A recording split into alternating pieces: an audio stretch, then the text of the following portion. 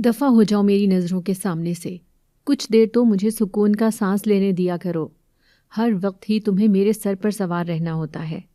شادی کر کے میں نے نکما اپنے سر پر ہر وقت کا عذاب پال لیا ہے۔ اس سے تو بہتر تھا کہ میں شادی کرتا ہی نہ۔ کم سے کم یہ روز روز کے ڈرامے تو نہ دیکھنے کو ملتے۔ جونک بن کر چپک گئی ہو تم مجھ سے۔ مجال ہے جو بندہ 2 گھڑی سکون سے بیٹھ جائے۔ اب ہٹ بھی جاؤ سامنے سے، بت بن کر کیوں کھڑی ہو گئی ہو؟ اتنا کہتے ساتھ ہی میرا شوہر مجھے دھکا دے کر ایک طرف کرتا خود باہر نکل گیا تھا۔ میں آج 4 دن سے نوٹ کر رہی تھی، اس کا رویہ مجھ سے یوں ہی اکھڑا اکھڑا سا تھا، اور یہ بات میرے لیے انتہائی پریشان کن تھی۔ ایسا رویہ تو شادی کے سالوں گزر جانے کے بعد بھی دیکھنے کو نہیں ملتا تھا، جو میں شادی کے محض 1 مہینے کے بعد دیکھ رہی تھی۔ میں بہت پریشان ہو گئی تھی، لیکن پھر میں نے خود ہی اپنے دل کو تسلی دی کہ ہو سکتا ہے اسے کام میں کوئی پریشانی ہو، اس لیے ذہنی دباؤ کے زیر اثر وہ مجھ سے ایسے بات کر رہا ہو۔ میں نے خود کو ریلیکس کر لیا تھا کہ جب میرے شوہر کی پریشانی کم ہوگی تو وہ خود ہی مجھ سے معافی مانگ لے گا، مگر یہ محض میری خام خیالی ہی تھی۔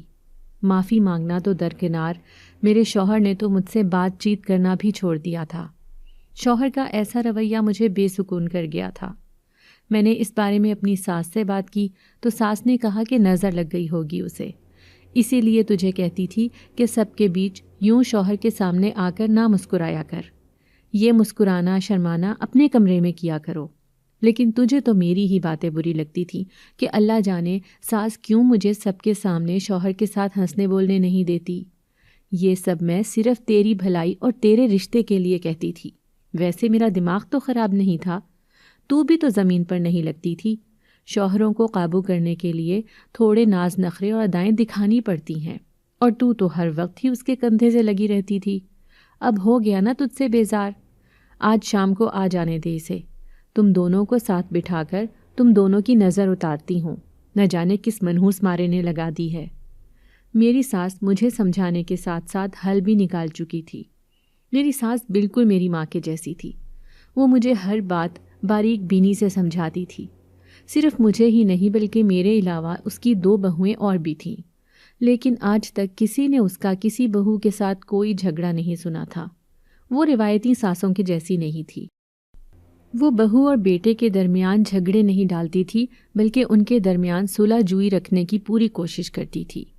وہ بیٹوں کے گھر بسانا جانتی تھی، مگر جہاں تقدیر میں ہی گھر اجڑنا لکھا ہو، وہاں بھلا کوئی لاکھ کوششیں ہی کیوں نہ کر لے، وہ گھر نہیں بستا۔ میرے ساتھ بھی کچھ ایسا ہی ہوا تھا، مگر مجھے افسوس اس بات کا تھا کہ میری ہستی بستی زندگی میں آگ لگانے والا کوئی اور نہیں بلکہ میرا اپنا باپ تھا، جس سے میں کبھی اس بات کی توقع ہی نہیں کر سکتی تھی۔ میرا نام تانیہ ہے، میں یتیم پیدا ہوئی تھی۔ میرے ابا فوج میں تھے جو میری پیدائش سے 2 مہینے پہلے ہی ایک فوجی جھڑپ میں شہید ہو چکے تھے۔ اماں کے سسرال والوں نے ابا کی موت کے بعد اماں کو میکے میں بھیج دیا تھا۔ میکا کیا تھا، بس میکے کا نام ہی تھا۔ ماں باپ تھے ہی نہیں، تایا تائی نے ہی پالا تھا اور انہوں نے ہی بیاہا تھا۔ پہلے کچھ مہینے تو گزر گئے تھے، لیکن پھر تایا تائی کو عمرے پر جانا پڑا تھا۔ گھر میں اب تائی کے 2 بیٹے رہ گئے تھے، جن میں سے ایک ابھی تک کنوارا تھا اور ایک رنڈوا۔ تایا تائی کے جانے کے بعد محلے والوں نے باتیں بنانی شروع کر دی تھی۔ انہیں یوں ایک جوان لڑکی کا تنے تنہا 2 مردوں کے ساتھ بنا کسی مضبوط رشتے کے ایک ہی چھت تلے رہنا ایک آنکھ نہیں بھاتا تھا۔ اسی لیے لوگوں نے طرح طرح کے سوالات اٹھانے شروع کر دیے تھے۔ ویسے بھی لوگوں کے منہ بھلا کون بند کرا سکتا ہے؟ اماں ان روز روز کی باتوں سے بہت تنگ آ گئی تھی۔ وہ لوگوں کے سوالوں کے جواب دے دے کر تھک گئی تھی، اس لیے اس نے جلد ہی دوسری شادی کا فیصلہ کر لیا تھا۔ اماں کو تایا تائی کے آنے کا انتظار تھا، مگر وہ تو لوٹ کر آئے ہی نہیں تھے۔ وہیں مکہ میں ہی ان دونوں کا بس حادثے میں انتقال ہو گیا تھا، جس کے بعد اماں کا جینا اور بھی دھوبر کر دیا گیا۔ یوں اماں جلد بازی میں ایک ایسے شخص کا انتخاب کر بیٹھی جو مستقبل میں اس کے گھر میں نقب لگانے والا تھا۔ کاش کہ اماں اس شخص کی اصلیت کو پہلے ہی جان لیتی تو یہ سب نہ ہوتا، آج میں یوں برباد نہ ہوئی ہوتی۔ لیکن کون جانتا تھا کہ وہ شخص ایسا نکلے گا۔ میں 1 سال کی تھی جب اماں نے افضل نامی شخص سے دوسری شادی کی تھی۔ وہ شخص عمر میں اماں سے 8 سال بڑا تھا، مگر اس وقت اماں کو صرف اپنی عزت بچانی تھی، اپنا کردار بچانا تھا، جسے لوگ داغدار ثابت کر دینے پر تلے ہوئے تھے۔ اس لیے وہ نہ دیکھ پائی تھی کہ وہ کیسے انسان سے شادی کر رہی تھی۔ خیر، میرا سوتیلا باپ مجھ سے بہت پیار کرتا تھا۔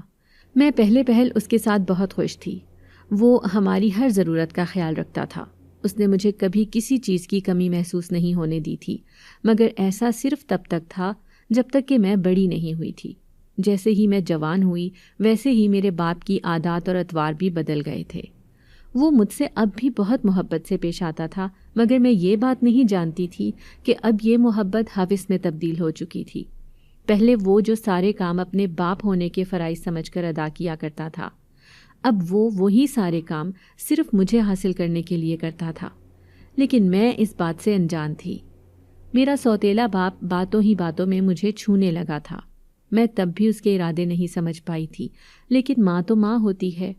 یوں میری ماں بھی رفتہ رفتہ ابا کا بدلتا رویہ اور میرے ساتھ بات چیت محسوس کرنے لگی تھی۔ اماں کو پہلے اس معاملے میں شک ہوا تھا، لیکن اماں نے اپنا وہم سمجھ کر ٹال دیا تھا کہ کوئی باپ اپنی ہی بیٹی پر اس طرح کی نظر کیسے رکھ سکتا ہے۔ لیکن پھر انہیں احساس ہو گیا تھا کہ اگر باپ سوتیلا ہو تو وہ کچھ بھی کر سکتا ہے، اس سے کسی بھی قسم کی توقع کی جا سکتی تھی۔ اماں اب ہر وقت مجھے اپنے ساتھ رکھنے لگی تھیں۔ رات کو بھی اماں میرے ساتھ میرے ہی کمرے میں سوتی۔ ابا پوچھتا تو اماں کہہ دیتی کہ تانیہ آج کل راتوں کو نیند میں ڈرتی ہے، اس لیے میں اس کے پاس سوتی ہوں۔ ابا جھٹ سے کہنے لگے کہ کل میں اسے اپنے ساتھ دم کروانے والے کے پاس لے جاتا ہوں، وہ دم کرے گا تو یہ ٹھیک ہو جائے گی۔ لیکن اماں نے فوراً انکار کر دیا تھا۔ وہ کسی صورت اب ابا پر بھروسہ نہیں کر سکتی تھی، خاص کر تب سے جب سے ابا نے مجھے ہوس زدہ نظروں سے دیکھا تھا اور مجھے غلط نیت سے چھوا تھا۔ ایک دن میں اسکول سے واپس آئی تو اماں نے مجھے کھانا دیا اور میرے پاس بیٹھ گئی۔ ابا اس وقت گھر پر نہیں تھا۔ اماں نے مجھے کہا کہ اپنے ابا سے دور رہا کرو۔ میں نے کھانے سے ہاتھ روک کر حیرانگی سے اماں کی طرف دیکھا تھا۔ یہ کیسا حکم تھا؟ جب اماں کچھ نہیں بولی تو میں نے اماں سے کہا کہ اماں آپ ایسا کیسے کہہ سکتی ہیں؟ آپ جانتی ہیں کہ ابا مجھ سے کتنی محبت کرتا ہے۔ میں بھی ابا سے پیار کرتی ہوں۔ جب تک اسے نہ دیکھ لوں، اس کے ہاتھ چوم نہ لوں، مجھے سکون نہیں آتا۔ آپ کو پتہ ہے اس کی گود میں سر رکھ کر مجھے کتنی پیاری نیند آتی ہے، اور آپ مجھے ان سے دور رہنے کا کہہ رہی ہیں۔ اماں کہنے لگی کہ میں جانتی ہوں تم ان سے محبت کرتی ہو، لیکن میری بچی اب تم یہ بات بھی تو سوچو نا کہ اب تم بڑی ہو گئی ہو۔ یوں باپ کے ساتھ تمہارا چپکنا ٹھیک نہیں ہے۔ تم نے آج تک کسی اتنی بڑی لڑکی کو اپنے ابا کے ساتھ سوتے ہوئے دیکھا ہے؟ نہیں نا، کیونکہ لڑکیوں کو باپ کا لحاظ کرنا ہوتا ہے۔ تمہیں اب اپنے ابا سے فاصلہ رکھنا ہوگا۔ ایسے جب تم بار بار ان کے ساتھ چپکو گی تو وہ سوچیں گے کہ تم میں لحاظ ہی نہیں ہے۔ جب تم میں لحاظ نہیں ہوگا تو وہ تم سے محبت بھی نہیں کریں گے۔ اس وقت میں نہیں جانتی تھی کہ ابا میرا سوتیلا باپ ہے، اور نہ ہی میں یہ جانتی تھی کہ اس وقت مجھے یہ سب سمجھاتے ہوئے میری ماں بے بسی کے کس موڑ پر تھی کہ جہاں اپنی ہی بیٹی کو اس کے باپ سے بچانا تھا، اور وہ کھل کر مجھے کچھ بتا بھی نہیں سکتی تھی۔ نہ جانے کون سا برا وقت تھا جب اس نے اس جیسے آدمی کا ساتھ چنا تھا جو کسی ساتھ کے قابل ہی نہیں تھا۔ اس سے تو اچھا تھا کہ وہ وہیں تایا کے گھر ہی زہر کھا کر مر جاتی اور مجھے بھی مار دیتی۔ وہ میرے متعلق کن خدشات کا شکار تھی، میں اس بات سے انجان تھی، لیکن بعد میں مجھے اندازہ ہو گیا تھا کہ اس پر کیا گزری ہوگی جب اسے اس بات کا علم ہوا ہوگا کہ اس کا شوہر اس کی بیٹی کی عزت تار تار کرنے کے چکروں میں ہے۔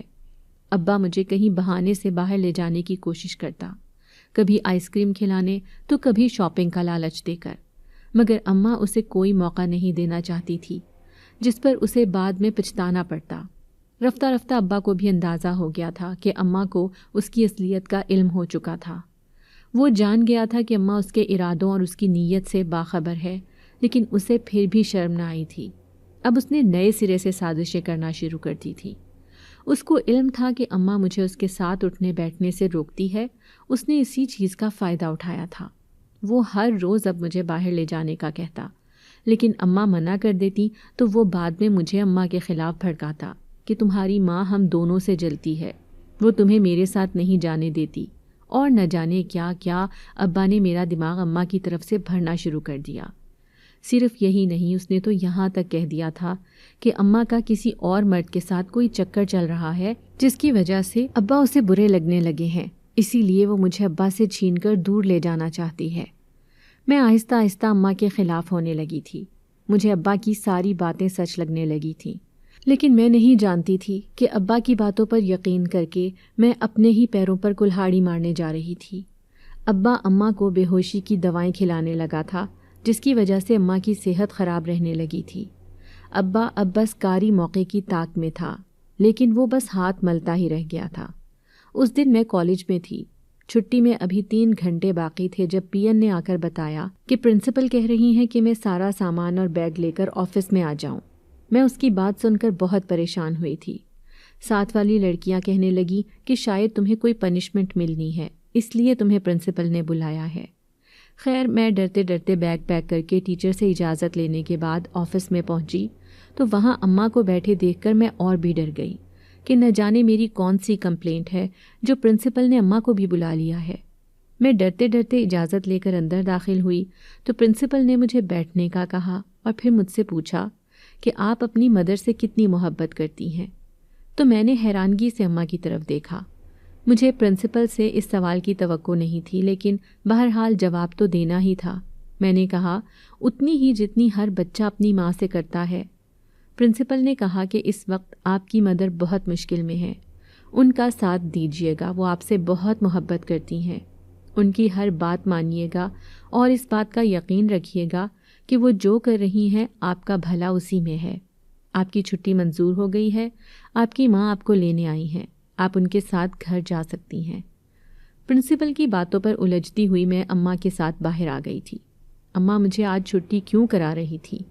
مزید پریشانی مجھے تب ہوئی جب میں نے ہمیں گھر کے بجائے کسی اور راستے پر جاتے ہوئے دیکھا۔ میں نے اماں سے پوچھا کہ ہم کہاں جا رہے ہیں تو اماں کہنے لگی کہ ہم ایک ضروری کام سے جا رہے ہیں، وہ کام کرنا ضروری ہے ورنہ بہت دیر ہو جائے گی، اس کو کرنے کے بعد ہم گھر آ جائیں گے۔ میں نے پوچھا، لیکن اماں بتائیں تو صحیح کہ جانا کہاں ہے؟ تو اماں نے مجھے ڈانٹ ڈپٹ کر چپ کروا دیا اور کہا کہ سکون سے بیٹھی رہو، ابھی کچھ ہی دیر میں پتہ چل جائے گا۔ میں اپنی بے عزتی پر منہ بنا کر بیٹھ گئی تھی اور شیشے سے باہر دیکھنے لگی تھی۔ گاڑی تیز رفتاری سے سڑک پر دوڑتی ہوئی جا رہی تھی۔ آدھے گھنٹے کے بعد گاڑی ایک پوش علاقے میں رکی تھی۔ اماں نے ٹیکسی والے کو کرایہ دیا اور مجھے لے کر نیچے اتر گئی۔ 10 سے 12 قدم چلنے کے بعد اماں ایک گھر کے سامنے آن رکی تھی۔ اس نے آس بھری نظروں سے میری طرف دیکھتے ہوئے دروازے کی بیل بجائی تھی۔ کچھ ہی دیر کے بعد دروازہ کھلا تھا اور ایک 20-22 سالہ لڑکی برآمد ہوئی تھی جو اماں کو سلام کرتی ہوئی انہیں اپنے ساتھ آنے کا کہہ کر آگے چل پڑی تھی۔ اس کے پیچھے اماں اور پھر اماں کی تقلید میں گھر کے اندر داخل ہو گئی تھی۔ گھر کافی خوبصورت تھا اور اس سے بھی زیادہ سنبھالا ہوا۔ اس گھر کے ساتھ ہوتی محنت صاف دکھائی دے رہی تھی۔ ایک ایک چیز انتہائی کرینے اور سلیقے سے رکھی گئی تھی۔ سب کچھ بہت اچھا تھا۔ برآمدہ عبور کرنے کے بعد ہم ایک لاؤنج میں جا پہنچے تھے جہاں صوفے پر ایک خاتون بیٹھی ہوئی تھی جو اماں کو دیکھتے ہی حیرانی سے اپنی جگہ سے اٹھ کھڑی ہوئی تھی، اور پھر جب یقین آ گیا کہ ان کے سامنے کھڑی عورت وہی ہے تو ایک دم سے دوڑتے ہوئے اماں کے گلے سے آن لگی تھی۔ اماں اور وہ خاتون دونوں ایک دوسرے کے گلے لگ کر کافی دیر تک روتی رہی تھیں۔ اس کے بعد اس عورت نے میرے سر پر ہاتھ رکھا تھا اور مجھے بھی پیار کیا تھا۔ تھوڑی ہی دیر کے بعد وہ لڑکی جس نے دروازہ کھولا تھا، وہ اور اس کے ساتھ ایک اور عورت جو عمر میں 27 سے اوپر کی لگ رہی تھی، ہمارے لیے لوازمات لے کر حاضر ہوئی تھی۔ یہ دونوں اس خاتون کی بہوئیں تھیں۔ چائے پانی کے بعد اماں نے اس خاتون سے کہا کہ مجھے آپ سے کچھ بات کرنی ہے۔ تبھی جانے اس خاتون کو کیا سمجھ آئی کیا نہیں، اس نے میری طرف اشارہ کرتے اپنی بہو سے کہا کہ جاؤ بچی کو گھر دکھا کر لے آؤ۔ اس کی بات سنتے ہی اس کی بہو مجھے اپنے ساتھ لے گئی تھی۔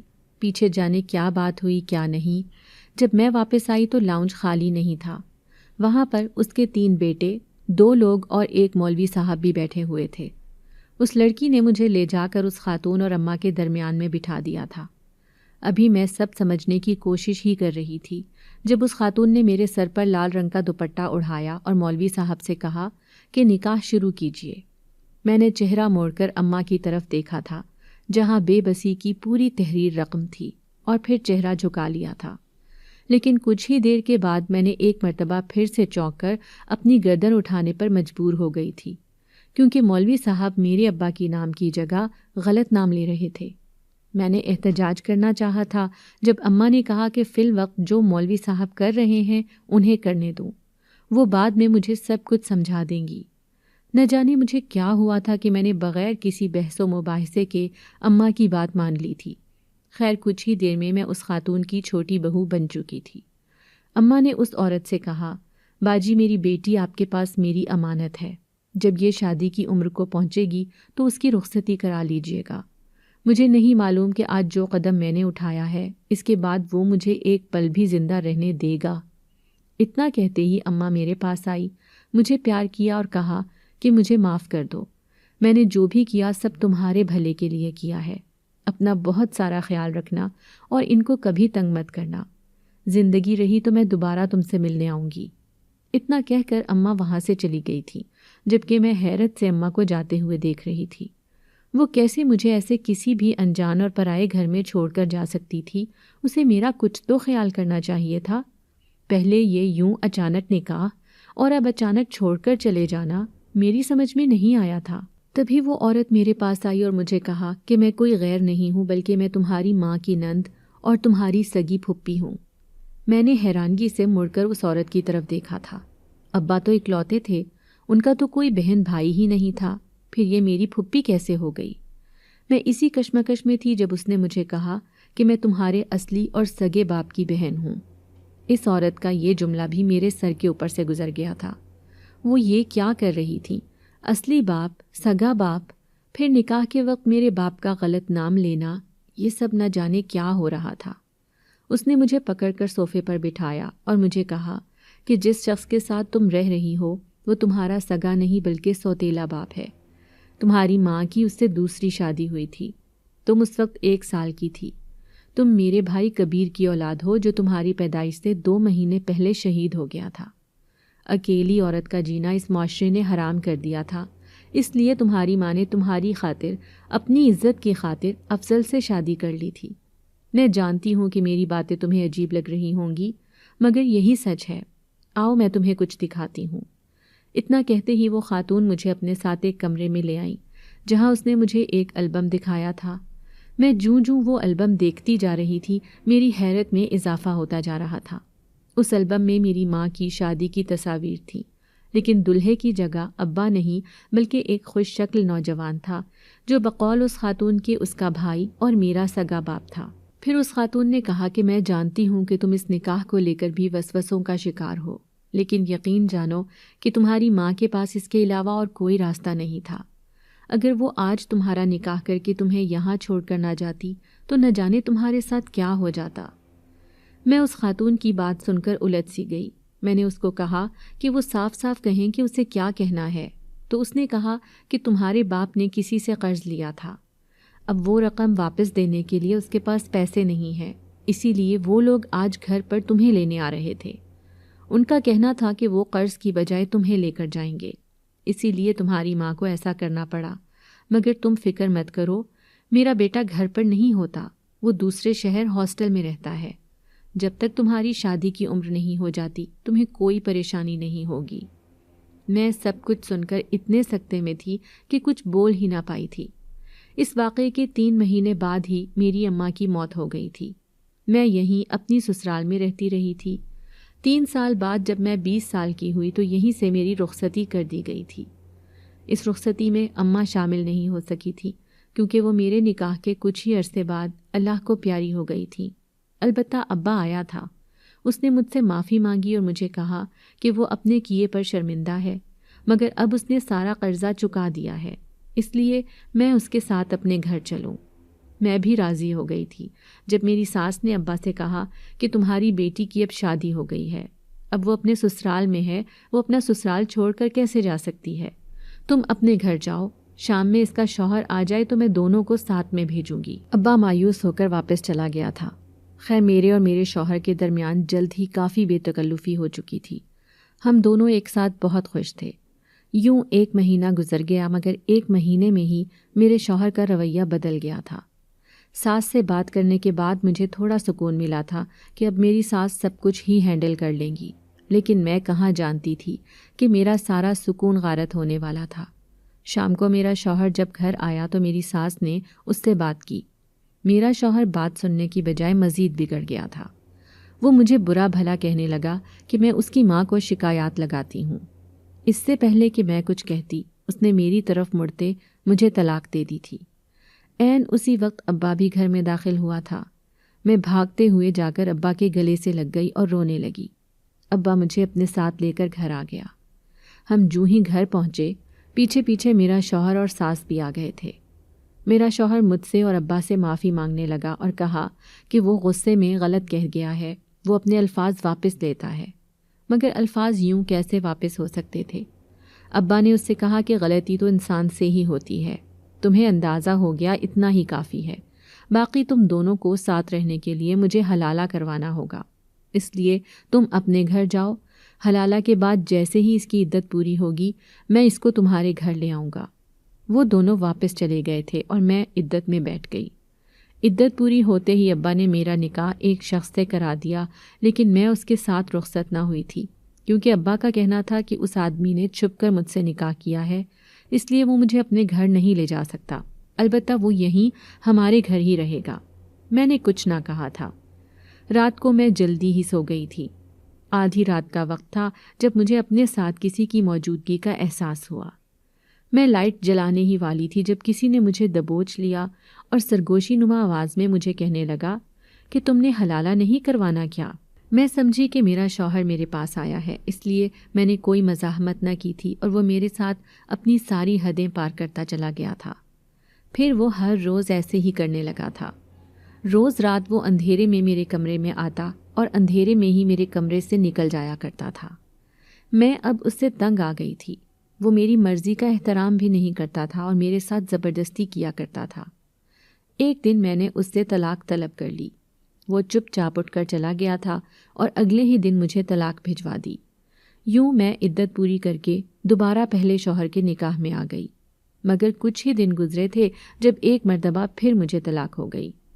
اس مرتبہ بھی حلالہ کرانے کی ذمہ داری ابا نے لی تھی اور اس مرتبہ بھی میرے ساتھ وہی سب ہوتا رہا جو پچھلی مرتبہ ہوا تھا۔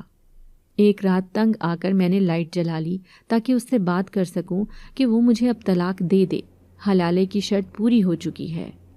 لیکن جو ہی میں نے لائٹ جلائی، سامنے کا منظر دیکھتے ہی میرے پیروں تلے سے زمین نکل گئی تھی۔ کاش کہ مجھے چلو بھر پانی ملتا تو میں شرم سے اس میں ڈوب مرتی۔ میرے سامنے میرے شوہر کی جگہ میرا باپ بیٹھا ہوا تھا۔ میری تو آنکھیں پھٹی کی پھٹی رہ گئی تھیں۔ میں ایک دم سے بھاگتی ہوئی باہر بھاگی تھی۔ مجھے کچھ سمجھ ہی نہیں آ رہی تھی کہ کیا ہو رہا تھا اور کیا نہیں۔ جو ہی میں گیٹ سے باہر نکلی، میرا کسی سے زوردار تصادم ہوا تھا۔ میں نے سامنے دیکھا جہاں میری ساس کھڑی تھی۔ میری حالت اسے بہت کچھ سمجھا گئی تھی۔ وہ مجھے لے کر اپنے گھر آئی۔ میں صدمے کے زیر اثر تھی کہ 2 دفعہ حلالہ کرانے کے بعد میرے ساتھ جو آدمی رات گزارتا وہ میرا شوہر نہیں بلکہ میرا اپنا باپ تھا، جو اپنے گھٹیا ارادوں میں اس قدر گر گیا کہ اس نے حلالہ جیسی حلال چیز کو بھی مجھ پر حرام کر دیا۔ میری ساس مجھے دلاسا دیتی جا رہی تھی، ساتھ ہی ساتھ مجھے کہہ رہی تھی کہ مجھے معاف کر دو، مجھ سے غلطی ہو گئی کہ جانتے بوجھتے ہوئے میں نے تمہیں اس بھیڑیے کے حوالے کر دیا۔ حالانکہ تمہاری ماں مجھے تمہارے بارے میں خبردار کر کے بھی گئی تھی، لیکن میں نہیں سمجھ سکی، مجھ سے بھول ہو گئی جو اس جیسے انسان پر اعتبار کر بیٹھی تھی۔ مجھے لگتا تھا کہ وہ بدل گیا ہے، لیکن میں یہ بات بھول گئی تھی کہ سانپوں کی فطرت کبھی نہیں بدلتی۔ وہ ایک غلیظ شخص تھا اور ابھی تک غلیظ ہی ہے۔ تمہاری ماں مجھے خوابوں میں آ کر کہتی بھی رہی کہ میری بیٹی محفوظ نہیں ہے، مگر میں نے اس کی باتوں پر دھیان نہیں دیا۔ وہ سچ کہہ رہی تھی۔ کاش کہ میں سب کچھ پہلے ہی جان لیتی تو آج یہ سب نہ ہوا ہوتا۔ ساس کی زبانی ساری حقیقت جاننے کے بعد مجھے خود سے گھن محسوس ہونے لگی تھی کہ میں نے ایک ایسے شخص کو باپ کا درجہ دیا جو کبھی باپ کہلانے کے قابل ہی نہیں تھا۔ وہ بھلے ہی میرا سگا باپ نہیں تھا، لیکن کاش کہ وہ اس بات کی ہی لاج رکھ لیتا کہ خدا نے اسے میرے باپ کے رتبے پر فائز کیا تھا۔ لیکن میری ساس صحیح کہتی تھی، وہ تھا ہی غلیظ شخص، وہ اس قابل تھا ہی نہیں کہ اسے باپ کہا جاتا۔ اس واقعے کے بعد میں 2 سال تک مینٹل ہاسپٹل میں داخل رہی تھی۔ میرا دماغ یہ بات قبول کرنے کے لیے تیار ہی نہیں تھا کہ میرے ساتھ بدکاری کرنے والا میرا باپ تھا، جو بار بار میری طلاق کروا کر حلالہ کرنے کے بہانے خود میرے ساتھ غلط کام کرتا رہا تھا۔ 2 سال بعد جا کر میرا دماغی توازن ٹھیک ہوا تو میری سابقہ ساس، جو میری پھپھی بھی تھی، مجھے اپنے گھر لے آئی تھی۔ وہ پھر سے میری شادی کرانا چاہتی تھی، مگر اب میری بس ہو چکی تھی۔ شادیوں کے نام پر پہلے بھی میرے ساتھ بہت برا کیا گیا تھا۔ اب مجھ میں اتنی سکت نہیں تھی کہ میں مزید کچھ سہ سکتی۔ میرا باپ جیل کی سلاخوں کے پیچھے بیٹھا اپنے کیے کی سزا بھگت رہا ہے۔ میری ساس نے اس پر کیس کر دیا تھا۔ جرم ثابت ہو جانے کے بعد عدالت نے اسے پھانسی کی سزا سنا دی تھی۔ اسے کسی بھی وقت پھانسی ہو جانی تھی۔ وہ مرنے سے پہلے ایک بار مجھ سے مل کر معافی مانگنا چاہتا تھا، مگر اب میں اس کی شکل دیکھنے کی روادار بھی نہیں تھی۔ کچھ جا کے اس سے بات کرنا، جو میرے ساتھ ہو چکا تھا وہی کافی تھا۔ اللہ ان بھیڑیے صفت نما انسانوں سے ہر ایک کی عزت محفوظ رکھے۔ میرے ساتھ تو جو ظلم ہونا تھا وہ ہو چکا تھا، اب اس کی بھرپائی کسی کے معافی مانگنے سے نہیں ہونی تھی۔